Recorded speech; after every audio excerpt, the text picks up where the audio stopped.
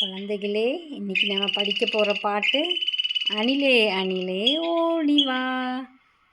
உங்களுக்கெல்லாம் அணில் ரொம்ப பிடிக்குமா? அணில் பார்த்துருக்கீங்களா நீங்கள்?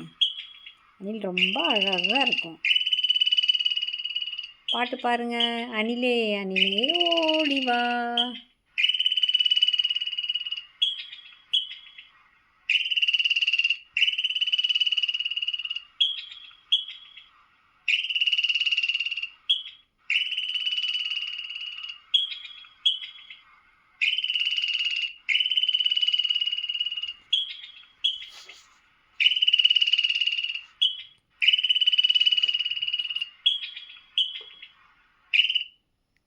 பாட்டு படிக்கலாமா இப்போ?